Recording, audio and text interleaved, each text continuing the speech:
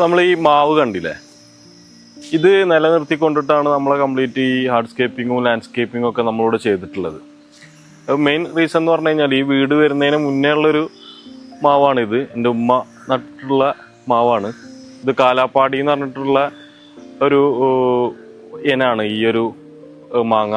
മാങ്ങേൻ്റെ ശരിക്കും അസൽ ഫ്ലേവർ കിട്ടുന്ന ഒരു ഇനാണ് ഈ കാലാപ്പാടി എന്നുള്ളത്. നമ്മളെ വീടുകളിലൊക്കെ വെക്കേണ്ട ഒരു മാങ്ങ എന്ന് തന്നെ ഞാൻ സജസ്റ്റ് ചെയ്യുള്ളൂ.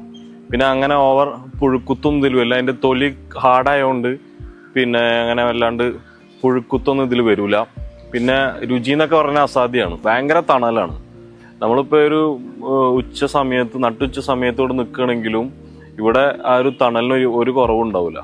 അപ്പം നിങ്ങളെ വീട്ടിലും ഇനി ലാൻഡ്സ്കേപ്പിങ്ങും ഹാർഡ്സ്കേപ്പിങ്ങും ഒക്കെ ചെയ്യുമ്പോൾ നമുക്ക് നിലനിർത്താൻ പറ്റിയിട്ടുള്ള വലിയ ഇതേപോലത്തെ ട്രീസ്, നമുക്ക് ഈ പറഞ്ഞ ഫ്രൂട്ടഡ് ആയിട്ട് കിട്ടുന്ന ട്രീസൊക്കെ മാക്സിമം അവിടെ നിലനിർത്തിയിട്ട് തന്നെ നമ്മൾ എന്ത് ചെയ്യുക, ലാൻഡ്സ്കേപ്പിങ് ഹാർഡ്സ്കേപ്പിംഗ് ഒക്കെ ചെയ്യുക.